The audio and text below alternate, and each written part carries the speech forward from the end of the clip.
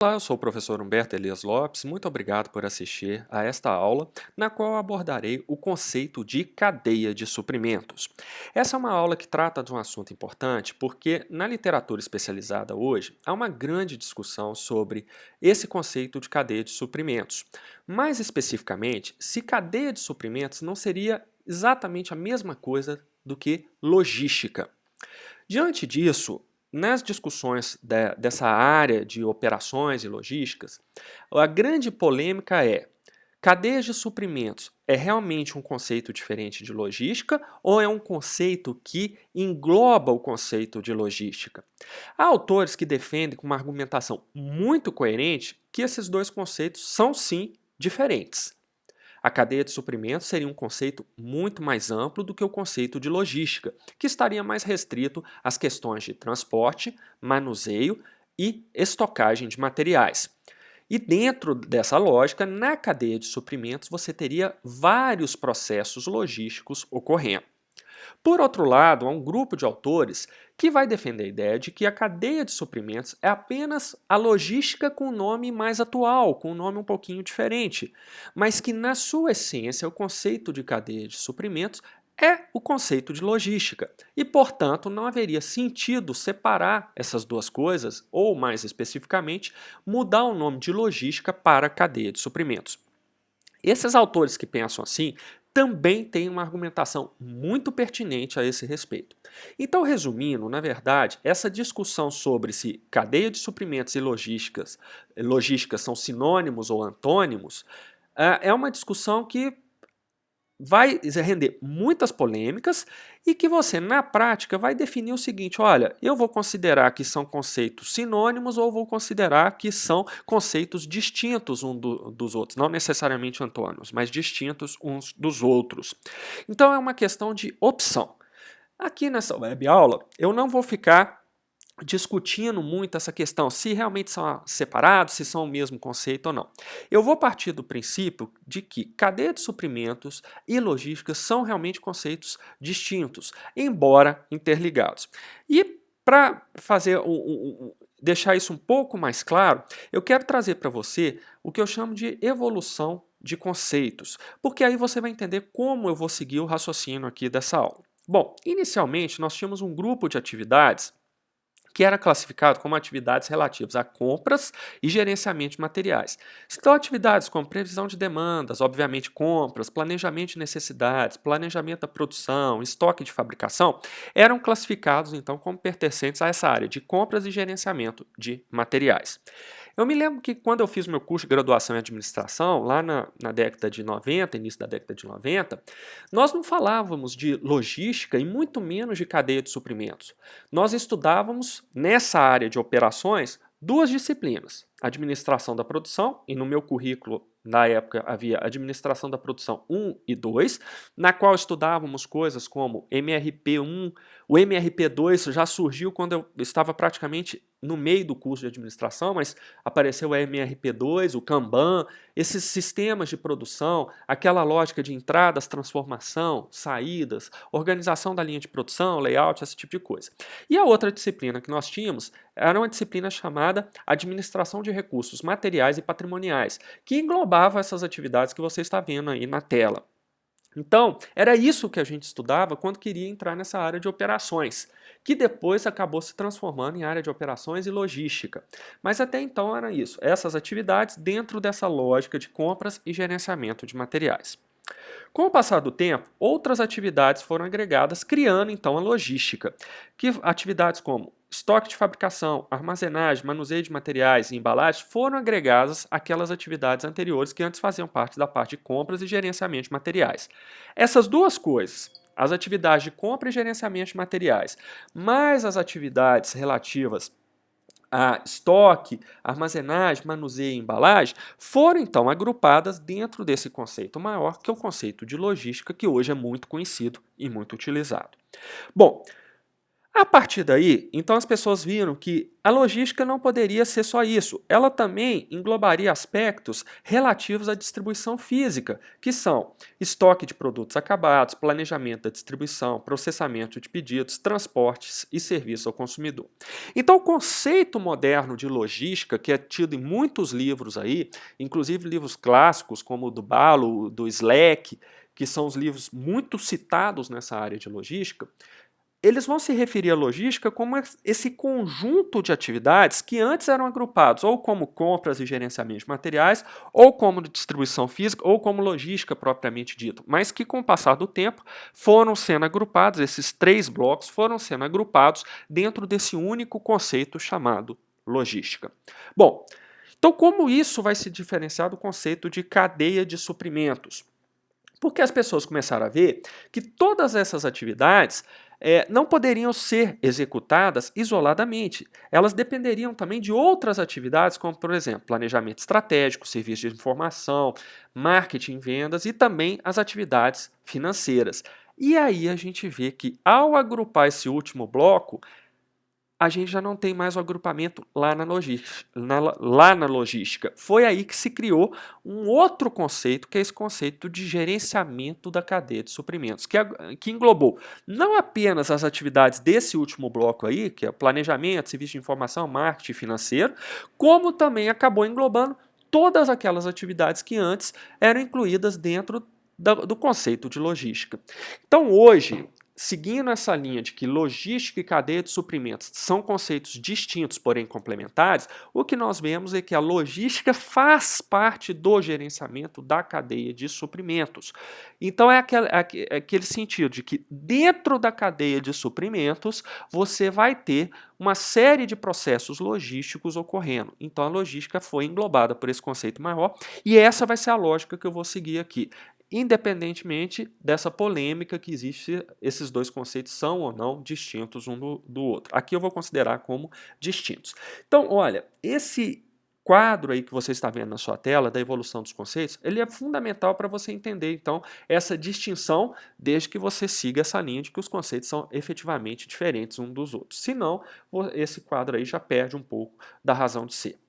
Bom, mas diante disso vem a pergunta, o que seria, afinal de contas, cadeia de suprimentos? E aqui eu vou adotar uma definição do Handfield do Nichols Jr., de 1999, que vai dizer o seguinte: a cadeia de suprimentos abrange todas as atividades relacionadas com fluxo e transformação de mercadorias, desde o estágio da matéria-prima até o usuário final, bem como os respectivos fluxos de informação. Materiais e informações fluem tanto para baixo quanto para cima na cadeia de suprimentos. Então, olha, uma coisa interessante na cadeia de suprimentos é essa ideia que você vai ter fluxo não apenas de materiais, mas também de informação circulando por toda a cadeia.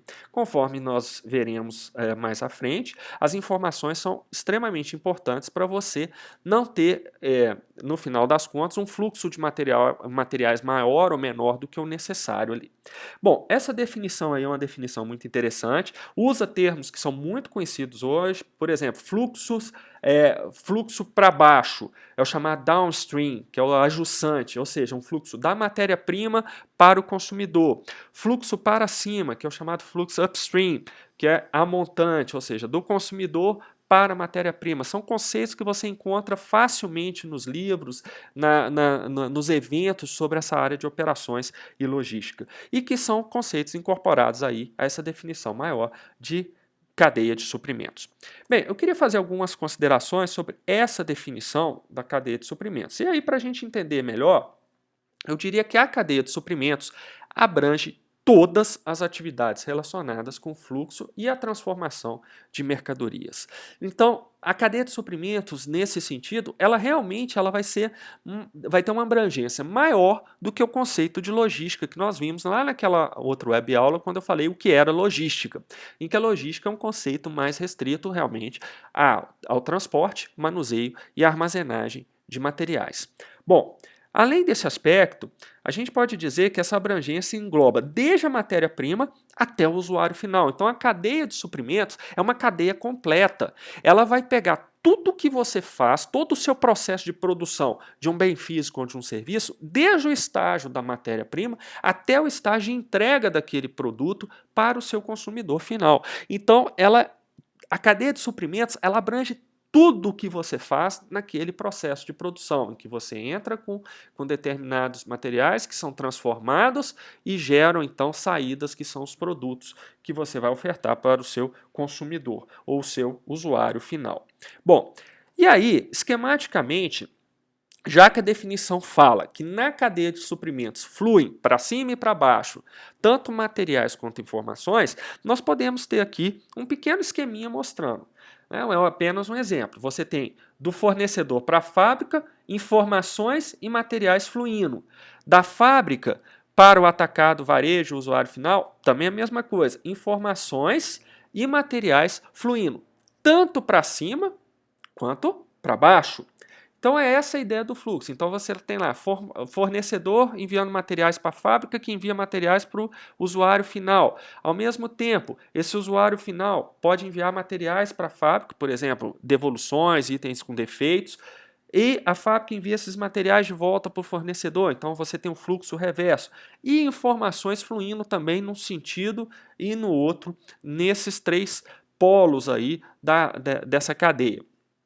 Quando nós vemos que materiais e informações fluem do fornecedor em direção ao usuário final, nós temos então o fluxo, que é o fluxo para baixo. Da mesma forma, se os materiais fluem do usuário final para o fornecedor, que é mais no estágio da matéria-prima, nós temos o fluxo para cima, chamado também de upstream. Então esse slide aí, ele mostra como é o funcionamento, afinal de contas, dessa cadeia de suprimento, que, na verdade, são as várias transferências de materiais e informações que ocorrem entre os vários estágios de produção de um determinado produto até o usuário final. Então, isso daí é o básico para se entender como funciona uma cadeia de suprimentos, essa ideia desse fluxo aí. Bom, diante disso, qual que seria uma definição possível para o gerenciamento da cadeia de suprimentos? O slide anterior mostrou o que é a cadeia de suprimentos e você viu que é esse fluxo constante, tanto para cima quanto para baixo, de materiais e informações entre fornecedores, entre fábricas e entre usuários finais. Agora, o gerenciamento da cadeia de suprimentos, novamente recorrendo ao Handfield e o Nichols Jr., pode ser definido como a integração das atividades da cadeia de suprimentos com o intuito de obter vantagem competitiva sustentável. Essa definição é muito importante porque ela vai mostrar o seguinte: não basta você ter a cadeia de suprimentos, você saber que a cadeia de suprimentos é aquele lugar no qual, aquela estrutura, melhor dizendo, no qual materiais e informações fluem, tanto num sentido como no outro, mas mais do que isso, o gerenciamento dessa cadeia de suprimentos demanda a integração dessas várias atividades. Atividades o quê? De circulação de materiais e informações num sentido ou no outro. Então você gerencia a cadeia de suprimentos por meio da integração dessas atividades que são distintas. É bem aquela lógica administrativa. Ao mesmo tempo que você tem diferenciação, você tem que ter integração. As partes diferenciadas precisam ser integradas para que você atinja determinados objetivos. A lógica do gerenciamento da cadeia de suprimentos é exatamente essa.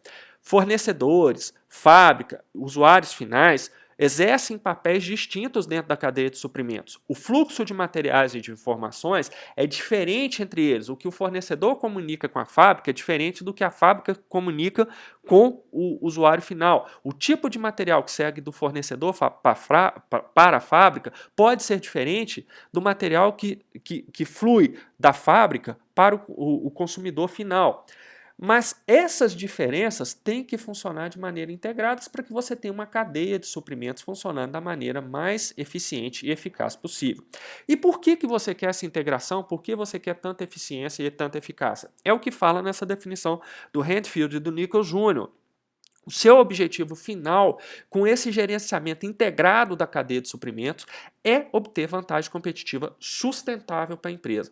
E aí eu quero fazer algumas considerações sobre isso, porque a integração das atividades da cadeia de suprimentos implica fundamentalmente você ter eficiência e eficácia na execução das atividades que fazem parte da sua cadeia de suprimentos. E por que você precisa dessa eficiência e dessa eficácia todas?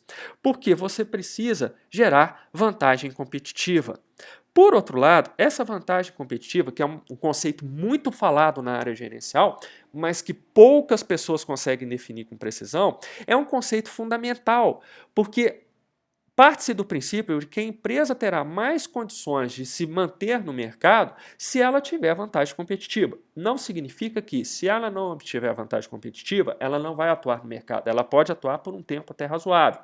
Mas, se ela tiver vantagem competitiva sobre seus concorrentes, então ela vai ter mais condições de fazer valer a sua presença ali no mercado. E o que significa isso? Esse conceito de vantagem competitiva. Basicamente, vantagem competitiva é gerar mais valor que os concorrentes. Que valor é esse? É o valor econômico, que é definido como a diferença entre o benefício e o custo. Esse benefício é o benefício que o cliente, que o consumidor final, percebe, ou melhor dizendo, que atribui ao produto da empresa, seja um bem físico, seja um serviço. Então eu queria destacar isso. O benefício, quem atribui é o consumidor. Eu vejo muitas empresas que fazem nos seus comerciais de TV, principalmente, dizendo: olha, nosso produto é excelente, é o melhor do mercado, nosso produto tem um diferencial. Ora, quem atribui diferenciais, quem avalia que aquele produto é o melhor do mercado, não é a empresa, é o consumidor final. Por quê? Tudo isso que eu falei de qualidade do produto, se aquele produto realmente é o melhor, se aquilo tem algum diferencial, isso são benefícios atribuídos àquele produto. Benefícios atribuídos pelo consumidor final. Por mais que a empresa use o marketing para falar que o produto dela é diferenciado, que é o melhor de todos, quem faz esse julgamento na prática, no final das contas, é o consumidor final. Então, o benefício é atribuído sempre pelo consumidor. Bom, se o consumidor atribui um benefício àquele produto, e aquele produto obviamente é vendido, então esse benefício vai ser mensurado por meio daquilo que a gente chama de propensão máxima a pagar por aquele produto. Qual é a lógica disso daí? O cliente vai pagar o preço até o limite em que ele percebe que aquele preço que ele está pagando realmente permite que ele tenha acesso a um produto que traz benefício para ele. A partir do momento que aquele consumidor perceber que o preço que está sendo cobrado por aquele produto é um preço que não justifica os benefícios que ele, como consumidor, atribui àquele produto, então ele não vai mais pagar. Por isso que nós falamos que a medida do benefício é a propensão máxima a pagar. Porque se o cliente, por exemplo, está disposto a pagar até R$ 100 por produto, por um determinado produto, significa que na avaliação daquele consumidor, os benefícios que aquele produto traz para ele valem, no máximo, R$ 100. Então, por isso que a propensão máxima a pagar é a medida do benefício que o consumidor está atribuindo àquele produto. Se ele perceber que, ao pagar R$ 101, R$ 102, R$ 110, o benefício que ele vai ter por aquele produto não compensa, ele não vai pagar. Ou seja, realmente, essa propensão máxima a pagar é uma tradução muito boa do benefício que o consumidor está atribuindo ao determinado produto. Bom, mas não adianta apenas a empresa entregar um produto ao qual o consumidor atribui benefício. A empresa também tem um custo para a produção daquele produto. E quando eu falo custo aqui, eu não quero falar naquele sentido contábil de que custos são aqueles gastos diretamente relacionados ao processo de produção, enquanto que as despesas são aqueles gastos não diretamente relacionados ao processo de produção. Aqui a ideia de custo é uma ideia econômica, não é uma ideia contábil. Ou seja, custo é qualquer tipo de gasto que você vai ter para produzir determinado produto. Inclusive o gasto de manter uma equipe administrativa, gasto com as instalações, mesmo que não diretamente utilizadas no processo de produção. O custo aqui no sentido econômico é o sentido do gasto total que a empresa tem no seu processo, na sua atividade como um todo. Tá? Não é no sentido contábil daquela diferenciação entre custo e despesa, não. Bom, então, para entregar esse benefício para o consumidor, a empresa teve que incorrer em determinados custos. né? Esses custos, então, são os gastos para produzir aquele produto ali, sejam gastos diretos ou indiretos. Mas então a empresa vai ter algum tipo de gasto para produzir. Então nós vemos aí por essa forma que o valor, no caso aí o valor econômico, que é o que vai determinar se a empresa vai obter vantagem competitiva ou não, ele só vai existir se a diferença entre benefício e custo for maior do que zero. Ou seja, se a empresa for capaz de entregar um benefício para o consumidor maior do que o custo incorrido para produzir aquele bem ou aquele serviço. Então, essa relação básica aí de benefício e custo é que vai determinar o montante de valor econômico gerado pela empresa, e esse montante de valor econômico é que vai determinar se a empresa vai ter vantagem competitiva ou não. Essa fórmula que está aí na sua frente é uma fórmula fundamental para se entender a lógica da vantagem competitiva. Sem isso daí, o conceito de vantagem competitiva fica muito incompreendido por qualquer pessoa, tá? Então isso daí é o básico mesmo. Bom, mas a definição de gerenciamento da cadeia de suprimentos fala que o objetivo ao integrar as várias atividades da cadeia de suprimento é obter vantagem competitiva sustentável. O que significa vantagem competitiva sustentável? Significa gerar mais valor do que os seus concorrentes por tempo indefinido. Vantagem competitiva, por definição, ocorre quando a empresa gera mais valor do que os seus concorrentes. Ou seja, a empresa ela é capaz de entregar mais benefícios do que custos para os seus clientes. Então, isso é a vantagem competitiva. Se o benefício é maior do que o custo, a empresa está gerando valor econômico. Se ela gerar mais valor econômico do que os seus concorrentes diretos, então ela está tendo vantagem competitiva. Essa é a definição de vantagem competitiva. Só que o conceito de gerenciamento de cadeia de suprimentos vai mais além. Não basta gerar vantagem competitiva, ela tem que ser sustentável.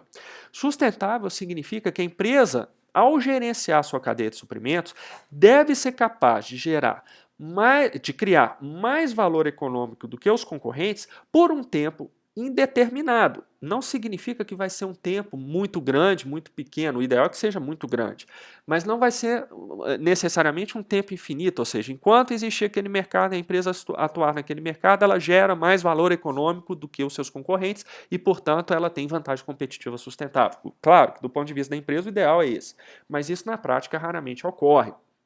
Na verdade, a vantagem competitiva ela tende a ser muito mais temporária do que sustentável. Vários estudos comprovam isso, ou melhor dizendo, indicam isso, ao mostrar que as empresas elas podem até conseguir uma vantagem competitiva por um tempo razoável, mas esse tempo é relativamente curto quando se compara um horizonte mais de longo prazo. Então, a vantagem competitiva sustentável vai ser obtida, mais uma vez, quando, primeiro, a empresa gera valor econômico. Segundo, a empresa gera mais valor econômico do que os seus concorrentes diretos. E, finalmente, terceiro, a empresa gera mais valor econômico do que os seus concorrentes diretos por um tempo indefinido. Então, isso é o conceito de vantagem competitiva sustentável. Então, olha só, o básico, o fundamental, melhor dizendo, do gerenciamento da cadeia de suprimentos é você fazer esse gerenciamento de tal forma que o fluxo de materiais e informações dentro daquela cadeia de suprimentos circule da forma mais eficiente e mais eficaz possível, a fim de que você possa obter vantagem competitiva sustentável. Então, esse é um ponto fundamental do gerenciamento da cadeia de suprimentos. Bom, era isso que eu tinha para falar sobre essa parte básica aí de cadeia de suprimentos. E agora eu quero, então, dar um conceito um pouco, voltar com um diagramazinho aqui, para nós entendermos melhor, então, a lógica da cadeia de suprimentos dentro disso que foi falado sobre vantagem competitiva sustentável e tudo mais. Então, nós temos aqui que, no final das contas, a cadeia de suprimentos vai envolver várias etapas, e aí é fluxo de materiais e de informações fluindo aí. Nesse exemplo aqui, para a gente entender, nós podemos ter aqui materiais e informações fluindo do fornecedor 1 para o fornecedor 2. Isso é o que a gente chamaria de logística de abastecimento. Depois nós temos materiais e informações fluindo para a fábrica montadora, que é o que a gente chama de logística interna aí. Então, uma vez recebidos pela fábrica, ela vai processar, vai transportar, manusear e estocar esses materiais. As informações, no caso, não, mas os materiais sim, é o que a gente chama de logística interna. E aí a gente vai ter uma movimentação também no sentido da fábrica ou da montadora para o distribuidor, que é o que a gente chama de logística de distribuição, que alguns livros gostam de chamar de outbound, em contraposição à logística de abastecimento, que é chamada de inbound. Bom, e daí a gente então tem o fluxo circulando lá para o usuário final. Esse é o sentido aí da cadeia de suprimentos. Eu podia ter usado setas retroalimentadas, mas aqui eu quis fazer um pouquinho diferente para a gente enfatizar essa parte de baixo, que é a parte das definições logísticas aí. Por quê? O que eu quero dizer? Que dentro disso tudo aí, que é o que a gente chama de gerenciamento da cadeia de suprimentos, nós teremos vários processos logísticos acontecendo. Então, tem a logística de abastecimento, a logística interna e a logística de distribuição. Cada uma dessas logísticas com várias atividades sendo executadas, vários processos sendo executados, e isso tudo como parte de uma coisa maior chamada gerenciamento da cadeia de suprimentos. Então aí fica mais claro que realmente esse conceito de cadeia de suprimentos é um conceito que acabou englobando o conceito de logística. São conceitos diferentes, mas complementares, como você pode ver por essa aula aí. Com isso, nós terminamos o assunto aqui tratado. Espero que tenha sido uma aula proveitosa para você. Qualquer dúvida, comentário ou sugestão, por favor, entre em contato comigo no LinkedIn. Eu estou lá como Humberto Elias Lopes. Muito obrigado e até a próxima.